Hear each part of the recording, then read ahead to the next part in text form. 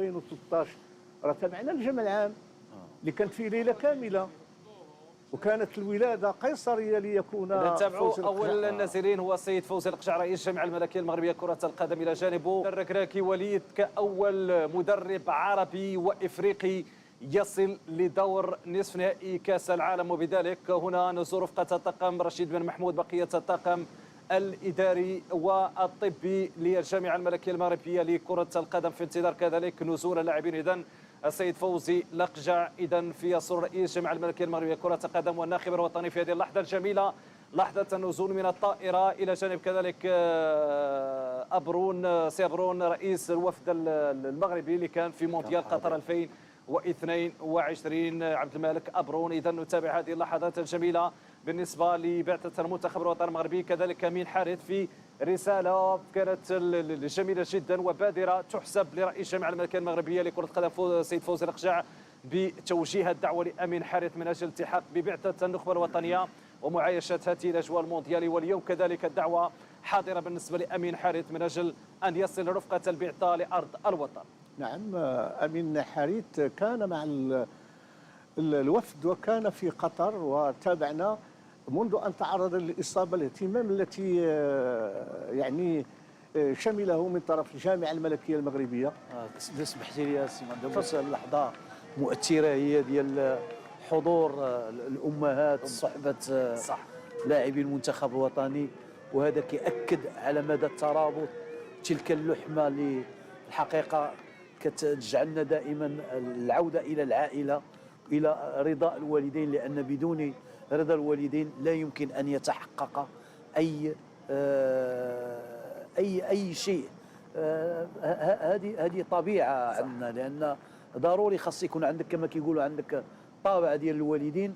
هذاك الطابع دائما كتكون مصالحه ماشي في الصوره. كان واحد من جنود الخفاء رفقه المنتخب الوطني المغربي، الرجل الذي كان يعني مفكك ان صح التعبير شفره المنتخبات اللي واجهنا عبر تقنيه الفيديو. نتابع اذا هذه الاسماء، هؤلاء النجوم، نجوم المملكه المغربيه الذين شرفوا الكره المغربيه، شرفوا هذا الوطن الغالي ورفعوا اسم المغرب خفاقا في مونديال قطر 2022. كلهم اسم طاقم اداري، طاقم طبي، طاقم تقني، لاعبين، امهات اللاعبين، اسر اللاعبين، ولكل من ساهم من قريب وبعيد في تقديم هذه الصوره التي تليق بهذا الوطن المشرق المملكه المغربيه.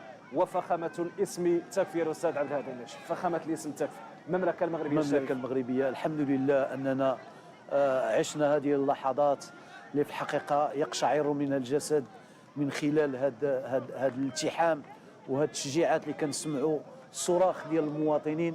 الا ما كانوش حضروا في قطر في الدوحه لمؤازره المنتخب الوطني، فهم جاوا هنا باش يعنوا ويحيوا كل عنصر ويعانقوا كل عنصر كل باسمه، لان في هذه الحقيقه هذه لحظات تاريخيه لن ينساها الجميع. وهنا يتجسد حب الوطن والمواطنه الحقيقيه التي نستشعر من خلال هذا التواجد وهذا الحب وهذا الوئام بين كل مكونات الشعب المغربي، لاعبين وجمهور. وهذا ما يؤكد على ان الحمد لله الحاله الصحيه ديال الرياضه في بلادنا والحاله الصحيه ديال كره القدم تسير من حسن الى احسن، ونتمنى من الله سبحانه وتعالى ان اذا نتابع العناصر الوطنيه. السيمبون واحد من افضل الحراس في هذه النسخه، اشرف ضارب الى الخنوس، بدر بانون، والجميع الاسماء بدون استثناء، كذلك يوسف نصيري، نايف اقرد، تابعنا الصابيري، تابعنا أناحي، تابعنا كل الاسماء الان في هذه اللحظه الجميله وهذا الاستقبال الذي يليق بمقام الاسود وفي ظل ما حققه الاسود. وهكذا هو الوطن، هكذا دائما المغرب، يعني حينما يتعلق الامر بتشريف الرايه المغربيه. ومبابي، كيليان مبابي، الداهيه، وليد الركراكي، لقد كانت لحظات رائعه. هؤلاء الرجال قدموا لنا ولانفسهم افضل شهر كروي في الحياه. تعليقكم على هذا الكلام، هذا فقط جانب من جوانب الاشعاع والتفاعل والتعاطف اللي كان كبير من مختلف بقاع العالم. ما تحدوش عربيا افريقيا بحكم نحن ممثلين ديال العرب افريقيا، بل كنتحدثوا على دول اخرى اللي الجمهور ديالها تعاطف مع المغرب، وكانت واحد العلاقه حب غريبه ان صح التعبير بفضل هذا المونديال، بفضل هذه الجزائر. لان سي عادل هذا تجسد الصوره ديالو فين جسدات اللحظه ديال الفوز المنتخب الوطني. غير اسمح لي نقطعك. اول صاعدين عبد الصمد الزلزولي للحافله. اذا عبد الصمد الزلزولي بقيه الاسماء الان عناصر وطنيه تصعد في هذه اللحظات للحافله المكشوفه التي ستجوب مختلف شوارع مدينتي سلا والعاصمه الرباط. وهنا نتابع كيف هو التفاعل من طرف الجماهير المغربيه التي تحيي هذه العناصر الوطنيه باناقه وبصوره جميله على مستوى كذلك